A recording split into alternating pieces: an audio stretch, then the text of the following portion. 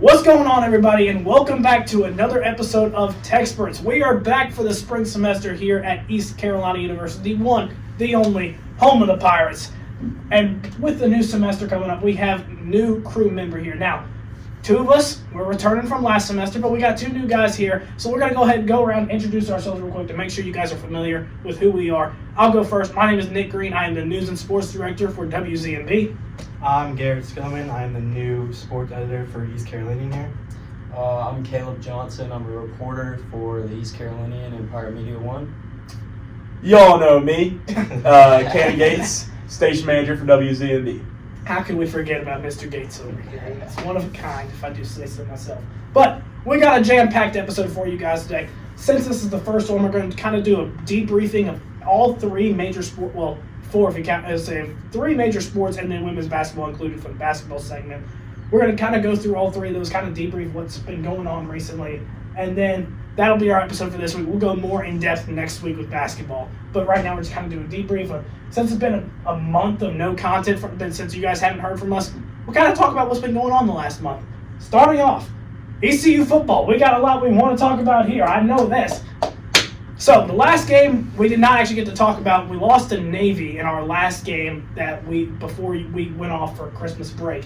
However, we made a bowl game, had 7 wins on the year. We got put in the Military Bowl against NC State University, in-state rival, 63 miles up the road in Raleigh, North Carolina. Went up to Annapolis, Maryland. We won 26-21. Annapolis, Maryland, East Carolina in the Military Bowl. Gentlemen, what do we think about the Military Bowl? What are the overarching thoughts of this? How happy are we? What do you guys think? What a game, honestly. Yeah. What a game. Rajah Harris on that third down, 2 minutes left in the game, under 2 minutes actually. 86-yard touchdown run. He's going to go down in Pirates history for that. Might have got himself drafted with that play, too.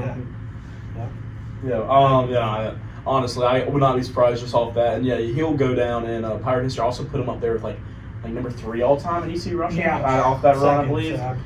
Second, yeah. Oh, yeah, it was second. Yeah, and he was on the bowl team, all the AP bowl team. That was great to see. But that game, I was there. It was insane. Storming the field. Oh no, everything was insane about that. And I'm glad to see just off that those guys that we didn't have too many guys enter the portal before the bowl game. Obviously some after, but at least they actually played in the bowl game. I was like, I have a little bit more respect for that than guys who didn't play at all during the season, but then entered before the bowl game. Yeah. No, absolutely. I couldn't agree more. I think this win goes down. It's a great win for ECU. It's a great win overall. The fact that we were able to get that win in Annapolis, Maryland, a place that we're not known for winning at. We normally don't win in Navy, so it's good to kind of get a win in Navy Stadium. It's good to get a win up there. But I tell you what, I think this is just a perfect way to end this year. I mean, we were talking about on our radio show the other day to kind of go from we were at a low point in the year where we talked about on this TECspertZ podcast. We talked about it. We're like, guys, I tell you what, I'd be shocked if we made a bowl game. You can find that episode where I said that. Where I said I'd be shocked if we made a bowl game. I'm pretty sure it was during the Charlotte episode. Not 100% sure, but I'm pretty sure it was probably during that episode. That was long. That's an hour-long episode of us complaining. If you have not watched that, definitely a fun one. We've come a long way since then. But I was shocked if we made a bowl game. We made a change at head coach. We made a change at starting quarterback, and everything has been uphill since then. Gained a lot of momentum. Gentlemen, we're going to start next year at NC State playing the exact same team. Do you think this is going to be enough momentum to hopefully get it done in Raleigh next year? Or do you think they're just going to be so ticked off that we beat them in Annapolis that they're going to come out guns a-blazing? And what do you think our chances are next season? I think at the end of the day, it really just depends on what moves we make in the portal. I mean, we saw 20 guys go. And we've signed, I think it is 17 now are coming in. So, I mean, at the end of the day, anything's possible. Caton Hauser, that guy is certified, man. He can do it all, get it done with his legs through the air. And Yannick Smith returning is huge, too. Those two are going to play. This is Smith in general. Anthony on one side. Absolutely. I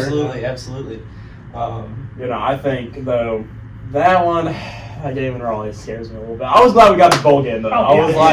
Because Raleigh's a little bit of a different breed, I'd say. So I think obviously I hold us to number one, and I think Carter Finley's an underrated stadium. Oh, for sure. Because they pack it out. They pack it out. Like, disrespect to NC State, but respect to your stadium. That's just a good stadium in general. Like, UNC doesn't get like that. Apps is good, but they're just a little small, and that's why their attendance gets boosted up so much. Yeah. Charlotte's obviously sucks, and they just suck at everything. Duke, like Wallace Wade, it's fine. Duke's just not a football school. They don't have anybody go to those games. Exactly, and they've been good the last couple of years. Oh yeah, but like their stadiums. Carter Finley gets packed, and it doesn't matter. That team will go 6-6, 3 out of 4 years. But that stadium's gonna be packed no matter what every Saturday. Like there's always gonna be like that. So that does. State's up. Football. Exactly. Exactly. Best way to put it. And then they're a basketball school until they get beat by UNC. Exactly. And then we want to talk about baseball. Let's talk about baseball. We can talk about that later. Exactly. I don't think. And my thing is with the guys who are going to be making the biggest impact, where it's like the Caden Hauser, the Deonic Smith, Anthony Smith, Tegan Wilt coming back from Houston, like a guy like that. He's ready for those type of big games. JD Lampley on the line. You just have guys who are going to make the biggest impact. They're ready to play. On the other side of that, though, I just don't know if we're bringing in enough guys. I feel like they might get their first game. They might either get a little bit, I wouldn't say scared, but the adrenaline might be getting too much. Might get too much for them because an in-state rival first game against a team that's deemed to be better than you, even though we beat them. That's a team that's still deemed to be better than you. Going in, that's going to get you a little bit like your adrenaline might run out by the first half, like that type of deal. Your energy gets so high that you realize your conditioning. When you get the second half, you're like, wow, I'm gassed. Yeah. Because I was running off adrenaline through that whole first half. Absolutely. The point I would make to that is that NC State typically also does start the year off pretty slowly in most seasons they play. With Dave Doran as their head coach, which he is still going to be the head coach next year. So I'm hoping that that tradition continues into next year, and maybe we can get another win next year in Carter Finley Stadium, because that would just be phenomenal. If we could take them off in the bowl game and then beat them again in Carter Finley, would be fantastic. Gentlemen, before we move on, there's one thing I do want to bring up here. Blake Harrell he's been making it known all over social media how much of in-state recruiting he's doing. This is something Pirate fans have wanted for so long, is just kind of recruit in-state. Let's get some guys here, get some people local to buy into the program. What are your guys' thoughts on how he's been handling the offseason so far? We've seen them go kind of all over the state, all over a little bit. What are your thoughts on how he's handled the offseason so far, and just how he's handled this program in general? I think that's a testament of him as a coach. I mean, he took us 4 straight games last season. Tough loss to Navy, bounced back after that. But he just really knows how to get into your players. He has a lot of trust in the locker room. So, I mean, I can see him doing big things this offseason. Yeah, to piggyback off of him, I mean, what a turnaround. How often do you see that in college football? There's almost no teams that fire a head coach, make a head coaching change, make a quarterback change mid-season, and then basically win out and go to a bowl game. That's kind of unheard of. I feel like I've seen a lot of stuff from the recruiting side of things, and he's been hitting it hard, and so have all the assistant coaches.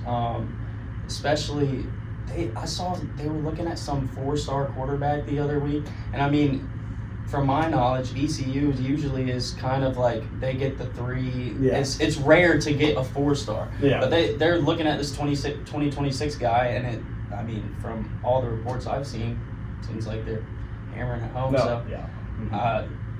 He's doing a great job.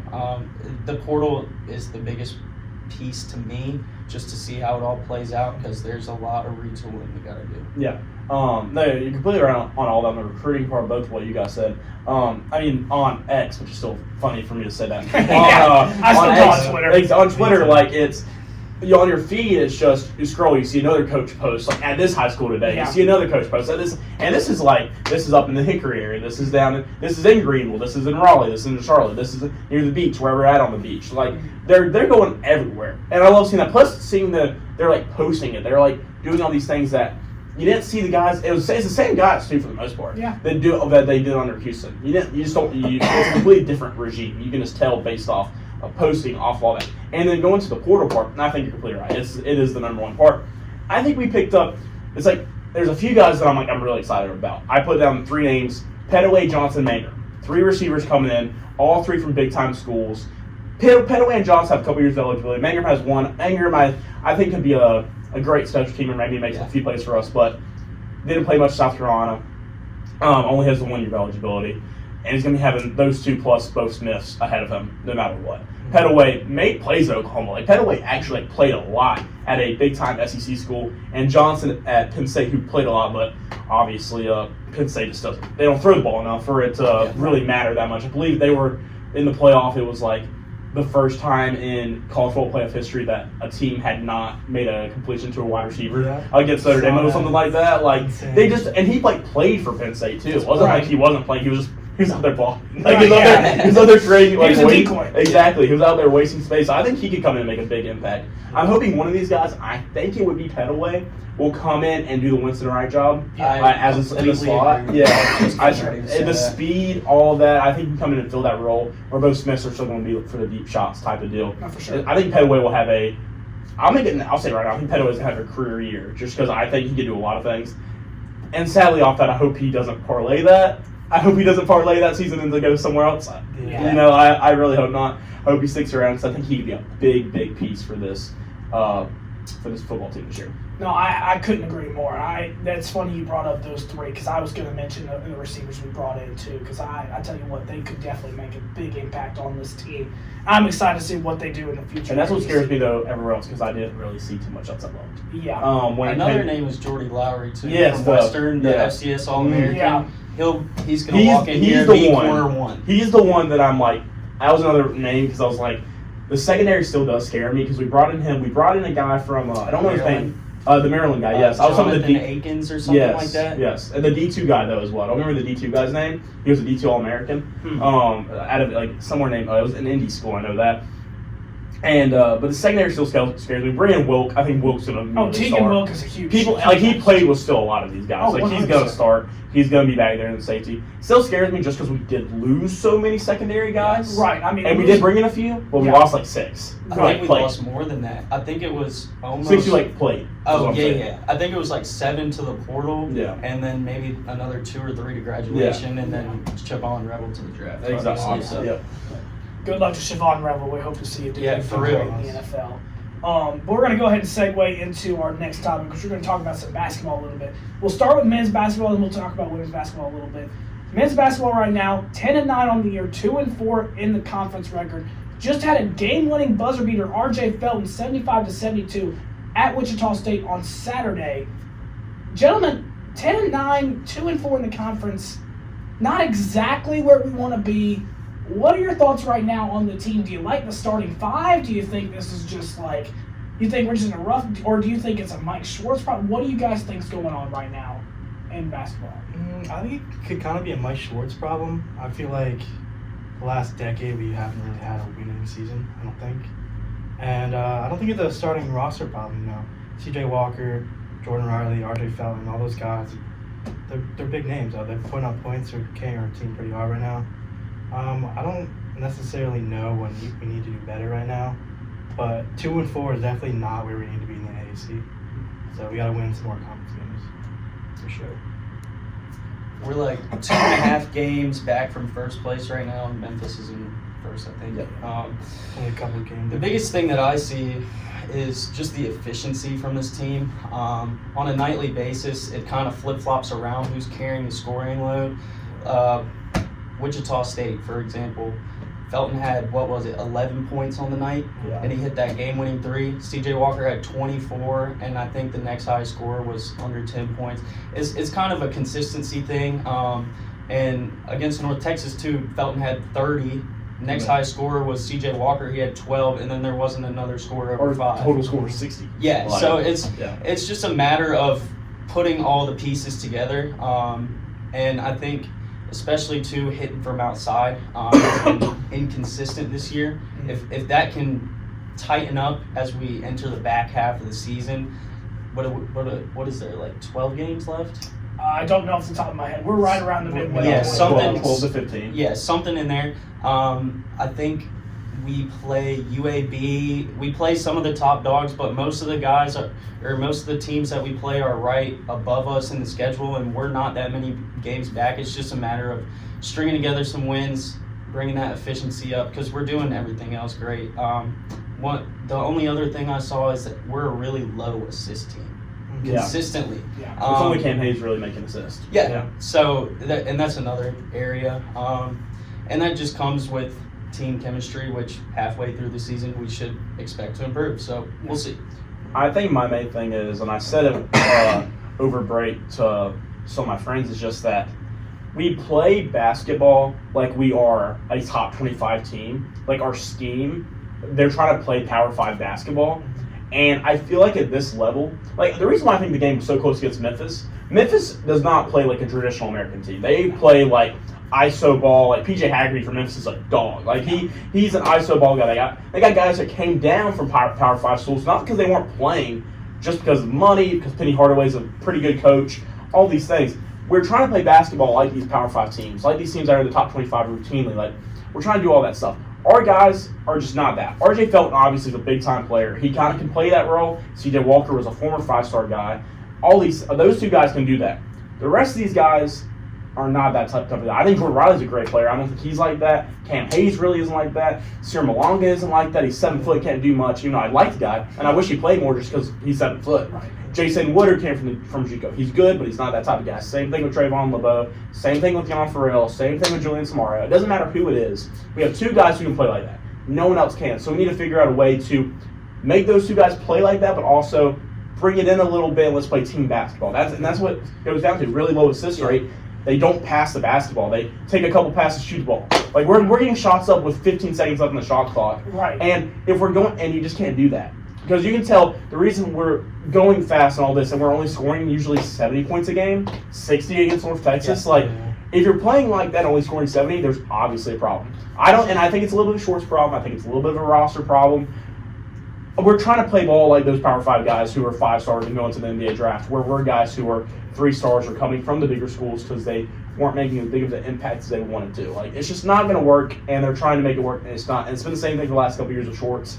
Probably going to be the second coach named Mike that gets fired this year, all said and done, because this team will win some games against teams that are worse than them because they're purely just more talented, and they're going to lose to the teams above them. Just because that's how it's always been with Schwartz. It's his 3rd year. And you might give him 1 more, but that's it. He's had 2 seasons of floating right around 500, Exactly. if I'm not Exactly. mistaken. So last year was that exactly. we will see. Yeah. No, last year I believe it was the one point we said it is that every single team above us that we had played in the conference rankings, we had lost to. Every single team below us, we had beat. And that's just not winning basketball. Okay, you know what you did right there? What? You Hit the nail on the head on the hammer? Hit the nail on the head. That's my famous quote, guys. In case you guys do not know, that is Cannon Gates' famous quote, and we like to say it all the time, especially on our radio show. But Cannon, you said it perfectly. I mean, I really think that we have inconsistency in this basketball team right now, where you don't know who's going to perform. Everything kind of changes, and then we have things that are going. And I agree. I think it's a mixture of a Mike Schwartz problem, a roster problem. I think it's a mixture of. Honestly, even who the starting 5 is out there, who the 5 guys on the board is. And they try to bring RJ off the bench a couple games. That obviously didn't work either. 100%. So it's like now I'm a little, even just how we use our players and we utilize the talent. I think there's issues all around with that, and something's got to change. And I wouldn't be shocked at all if we end up seeing Mike Schwartz go. I've actually liked him for the most part. But I mean, I wouldn't be shocked if we see him go. He's very fiery. Oh, 100%. I appreciate that in basketball. 100%. He's very passionate about what he's doing. And I really do respect it. I love it. Sometimes that's better suited for an assistant role, though. And that's like he was at Tennessee for 10 years before he came here. 100%. And I tell you, it's 100. It's one of those things. There's my famous quote. It's one of those things that you just sit there and. I mean, you have to question what's going on, right? Because there's a lot of things to question right now. But I will say, to the basketball team's credit right now, is I have appreciated how they've been able to hang in with some of these top-notch teams. I mean, we took Memphis to the final minute. We've taken some big teams to the final minute, and we just can't. We can't finish the game. But this has been a consistent problem we've had with Mike Schwartz as leading our basketball team. It's 100 because we had the same problems last year when we played FAU. We had the same problem. I mean, we've had these same issues. Even when we played South Carolina last year, we had the exact in Florida. South Carolina, Florida, we've had these same issues where we could not finish a ball game, and that comes down to coaching at the end of the day. As much as fiery as you can get, as passionate as you can get, If you can't win a ball game, it's going to be tough to keep your job.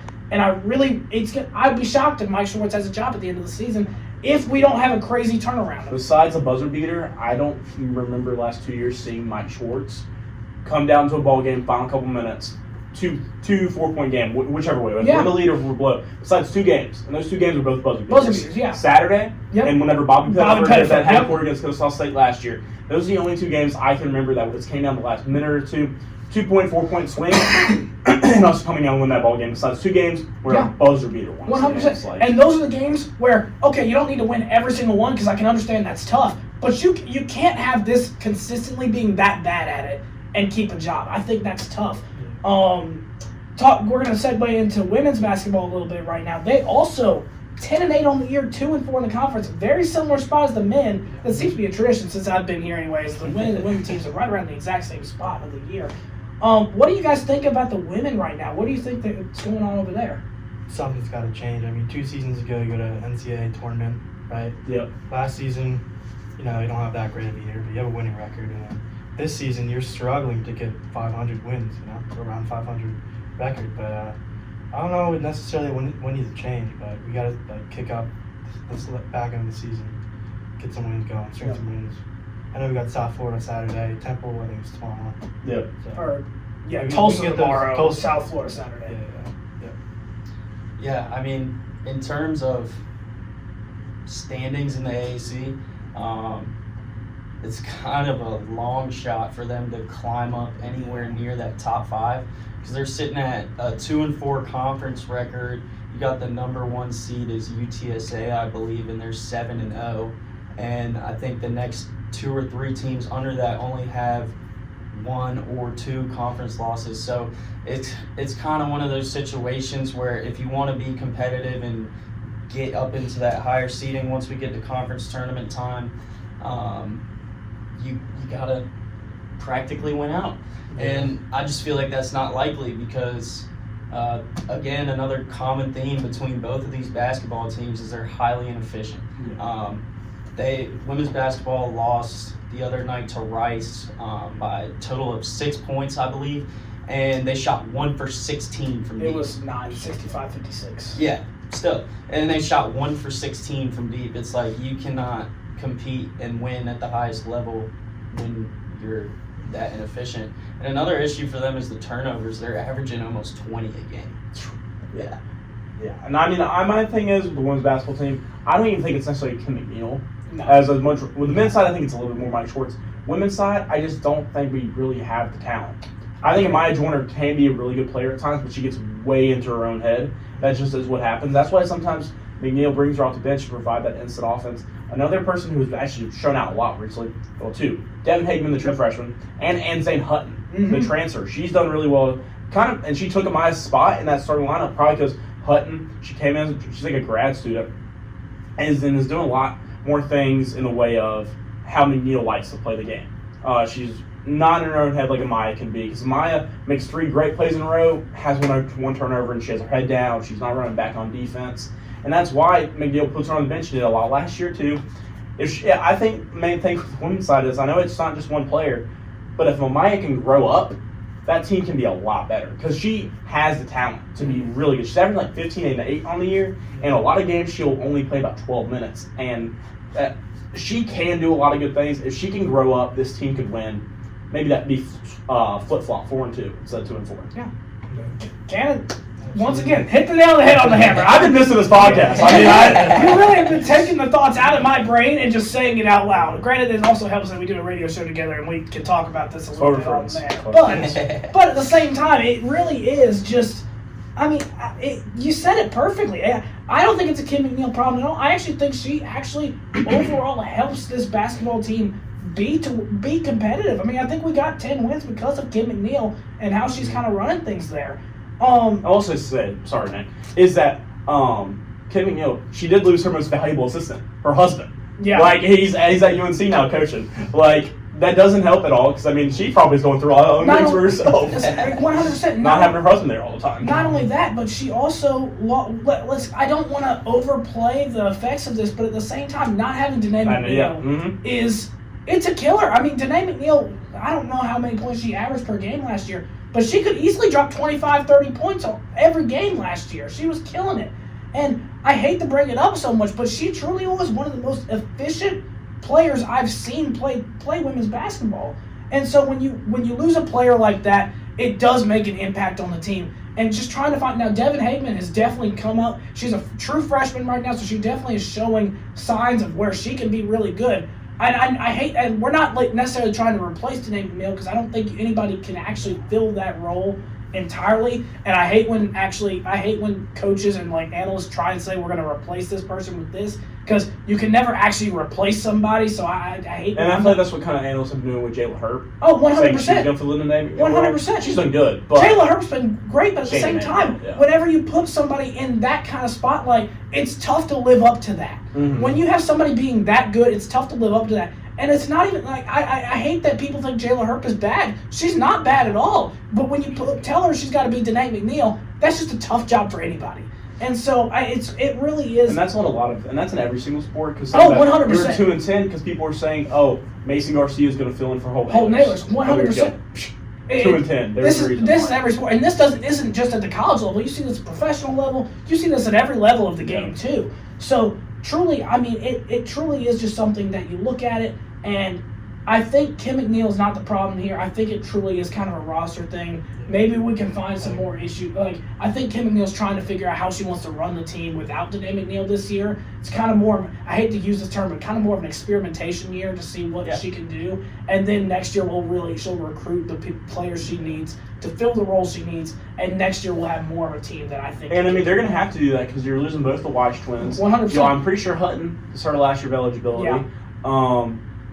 Sanaya Johnson will be gone. Like, you're gonna have to fill this hole, especially in the post. 100%. And even like I tell you what, ECU women's basketball has consistently been like these past few years under Kim McNeil have been really good. I mean, we made March Madness 2 years ago. Last year we made the American Championship. I mean, we went all the way to the championship. We weren't necessarily seeded the best in the tournament, but doesn't matter how you're seeded. We made it all the way to the championship. And so, I mean, this year it'll be interesting to see what she ends up doing. But I mean, We'll cross that bridge when we get there, I guess. We've still got another half of the year. Things can definitely turn around. I'm not saying we've lost all hope in either team, to be honest with you. No, but it's definitely about the halfway point of the season. We got to start picking things up if we are going to make some noise, whether that be in the American or hopefully, fingers crossed, March, but we'll see about that. We'll be lucky to see it. Hey, you know what? I'm going to do the same thing I did in football. We'd be lucky if we made March Madness. We'd be very lucky. Extremely. Yeah. I'd be shocked if we made March Madness. I'm going to word the exact same way I did with ECU football back in the fall. Last thing before we close out this podcast, we do want to briefly touch on it. Baseball season starting up in about roughly 3 weeks now. We lost a lot of players from last year. This is the first year in 7 years where we are not ranked going into the opening weekend of college baseball. ECU, we're kind of known for baseball. This is kind of the big thing we're known for around here. And this is definitely this is going to be a new team that you're going to see out there. We're not going to have Trey Savage. We won't have Zach Root. We won't have Carter Cunningham. We won't have all these players that we saw dominate the field last year. But that does not mean at all that ECU baseball won't be dominant out on the field. So we got a lot we want to talk about right now. First things I want to point out, potential new Friday night starter Sean Jenkins. This is what the reports are saying. We could have a potential new Friday night starter there. We're going to have pretty much a whole new starting lineup in general, whether that be some guys who saw the field a little bit last year but didn't start last year, or just transfers, or just some new players in general. It'll be interesting to see what goes on. Cannon, what are you thinking on this? Well, I have a lot. Yeah. Like, my thing is, the reports, I've seen Sean Jenkins, true freshman out of Hickory. I think he could be he looks dominant. He looks dominant coming into the year. Perfect Game posted he was the number 4 ranked freshman in the country, but number 4 ranked freshman to have the biggest impact. Okay. And it's like you said, he's a projected Friday night guy. Yeah. Because people were probably thinking when you look at last year's stats, you think Ethan Norby would be that. The reports are saying Ethan Norby's going to be making a move to the bullpen as a closer. And just based off last year, Ethan Norby's best appearances where he came in and threw 3 innings of ball, and in the middle of the ball game, and how he throws in general, guys can figure him out if he's out there for 6 innings. Yeah. Their third time up, they figured him out. Yeah. But he's going out there 8th, 9th inning to close a ball game out for us. He can win us ball games by getting that save when we need it in those crucial games. in February, in March. It doesn't matter when. I think he'll do that. And I put a projection on my starting lineup. I'm just going to go and say it, I guess. Sure. Because we did lose a lot of guys. Right. I have number 1, Riley Johnson, the center fielder. He's coming back. That's huge. That's huge. Right? That is the one guy that we all know. That's Two guys. There's confirmed. 1 or 2 in the lineup that we all know are going to come and make an impact. Confirmed. I have him as leadoff guy. He batted leadoff last year. Yeah, I think he'll lead off. Yeah. I think also, though, with that, I feel like I could see a lot more changes with him, not as much batting leadoff, strictly because last year you had Carter Cunningham, you had JJC, you had Will Coxon and Crystal. You had these guys batting below him who could bat that number 3, that number 4 when you need some power. Riley's got power, too. He does. I wouldn't be surprised sometimes to see Riley in that 3 or 4 spot because we all know Godwin. If he loses a game, the lineup the next game is not looking different. It's going to be completely different. It's not going to be close. So I would not be surprised to see maybe him by the 1, the 3, the 4, the 5. Like to see maybe get some more power there, especially with these younger guys. He is the old guy on the team. Yeah. He's going to be the leader. So I would not be surprised there. Number 2, Alex Boucher, shortstop. And I think a lot of people will be surprised when I say shortstop. The reason being, he can play anywhere. Transferred from Old Dominion. He's a Greenville guy. He went to South Central, right here in Greenville, Winterville. But he's coming in. I think he can make a big impact. I think he will make a big impact. He's an old guy as well, but obviously this is his first year in the ECU baseball program. I think he'll play shortstop. I think this infield as well, though. All of them are going to play every single position because we don't have like Carter Cunningham. Yeah. First baseman strictly. He was not playing shortstop. Right. I think Boucher can play first, second, third, short. No, I definitely see. And he did that at Old we'll see Dominion. some rotations. He did that at Old Dominion. Number 3, another guy, Dixon Williams. Yeah. He's another guy where he's I was coming wondering back. if you're going to put him there at the cleanup spot. I put him there at 3, second base. Put him at second base. Okay. And the reason being, I'll get to it in a minute. But second base, he played the hot corner very well for us last year, and he could do it again. But you also saw him go to second and short whenever they needed to because of injury stuff with Jacob Starling. So I do think right now, at least, but it's the same difference. I think he plays second, short, or third if needed. Number 4, Walker Barron. You know how high I am on Walker Barron. Now, Cannon loves Walker Barron. I'm a big Walker Barron guy. He's going to be a sophomore. Okay. Now, I have him DH. Okay. Because I Interesting. don't think we have any other guys on this team that aren't already in the starting lineup that have the power Walker Barron does. And that's why I put him DH. But I could also see Walker Barron play DH but be the 7th guy because like we saw with Will Coxon and McChrystal at times last year. Because it's Godwin, I feel like likes to go 1 through 3, he has one power guy 1 through 3. Same thing with 4 through 6, and same thing with 7 through 9. So Will Coxon a lot at 7. Yeah. He did struggle sometimes, and that's another reason why he was there, but also because he had the power 100%. and it just could hit. But I have him number 4. Number 5 guy in the lineup, I have Colby Wallace playing first base. This team doesn't have a true first baseman, and that's honestly the one position, I guess, that you can see a lot of turnover at. I think by midseason we'll know pretty much everything else. First base, I'm not so sure. I feel like it'd be 3 or 4 guys. I mean, Dixon could play there probably if they needed him to. Probably. Dixon can do anything. Dixon can do it all, so I wouldn't be surprised. Number 6, I have Davin Whitaker playing right field. Okay. We just talked about recreation and women's basketball. I'm going to talk about it here, but in a better way. Davin Whitaker is a recreation of Jacob Jenkins-Cowart. Okay. He's like 6'4", long and lanky out there. He's not Jacob Jenkins-Cowart, at least not that we know of yet. Right. But I'm playing right field. I think it just makes sense to slot him in there. But he can also play first if needed. Number 7, true freshman Braxton Trammell. Okay. I have him playing third. Base. All the reports are saying that he is an inside shot playing third base, and that's why Dixon's playing second. And I told you I'd get there at some point. Also freshman, also from Fred T. Ford and Hickory with Sean Jenkins. Number 8, John Collins, a grad student at Boston College at catcher. And that's another reason I feel like and I might say /DH, however that you want to put it, but I have him at catcher just because he's a grad student. This is last year here, or last year just in college in general. I just think it makes sense to put an experienced guy. I think you will see Walker Barron behind the plate as well. No, I agree. Number 9, Keenan Bowman, left field. Yeah. I also think he's going to be an everyday guy. The reason I'm having number 9, he likes the speed at the bottom. Godwin does. He likes speed at the bottom, and I do too. I like number 9 guy. But Bowman has a little pop as well.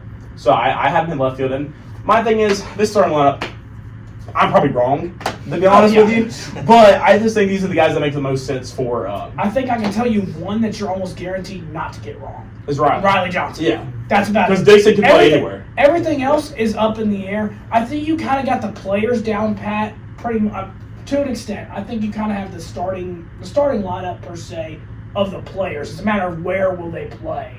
That is very much up in the air right now. I am very shocked that you did not put Walker Barrett at catcher, but I understand why. And I think that makes sense. I think the reason being is because the rest of the guys, when you have a guy like Nick Parham, sophomore, he another guy who could play. I think Walker Barrett has the best hitting out of any of the guys who are not in this lineup. I mean, most of them are transfers, or freshmen, but Jason Unesco, who's been on the team for a little bit, I just think Barrett has the best hitting out of any of them. And then one thing that you said that I'm very intrigued with, very curious to see how Chris Godwin, I don't know what it is, sorry, Cliff Godwin. Tampa Bay, Nick. Yeah, I know, we're not playing football anymore. This Cliff Godwin, to see what he's going to end up doing is how he's going to utilize Colby Wall. Because I see you have him at first base. We saw him getting the dugout. Golly, I'm getting all my terms mixed up. The bullpen? The bullpen at the end of the season last year. I thought he was pretty good in the bullpen last year. He's hammering the strike zone a lot last year. I don't know what he's talking about me right now, but I overhear him talking something about me. But, I mean, he's hammering the strike zone for the most part whenever we saw him on the mound. So I'll be curious to see how we actually utilize him. Can I tell you why I think he's first baseman? Sure, go ahead. Because the bullpen has a lot more depth than it does last year. You have guys like true. DiLorenzo, who that freshman season got a little banged up at times, but he has guys coming in. I just think we have a lot more depth in the bullpen than we did last year. You're not going to be seeing guys like in Evansville game, last game of the season. We were throwing out guys that's like, why are they on the field? Yeah. It's just that's how it is. We have a lot more depth at this very moment. Obviously, things can change. We had the same thing last year where we had depth in the bullpen, and then injuries happen. Yeah, you're right, but I have a little bit more faith in the bullpen. I Whereas last year the rotation, I was like, we had the top guys last year. This year, we have guys who could emerge into those top guys, but I have more faith in the bullpen this year. Too. Obviously, we are unranked at this very moment going into. And I think that's why the lineup is so confusing, is because, and we are unranked. We don't know where we're going to be, and that's why it's like we don't know. Usually, like last year and last 2 years, it's been 1 through 6 or 6 guys. We just all right, okay, hammer it. That's what it is. You can go to Vegas, place money on it. That's what it's going to be. But this year, we're only really sure about Riley and Dixon. Yeah, and even Dixon, we know he's going to be there somewhere. It's a matter of where. But yeah, no, it'll be interesting to see. With us being unranked going into the year, there's a lot of doubt around ECU baseball right now. Do you guys think, overall in general, that we can still compete and really make a run in regionals, super regionals, even with a kind of a younger team? Do you guys see that as a possibility? Absolutely. And I think it's because we got Cliff Godwin. You know he will have his guys ready.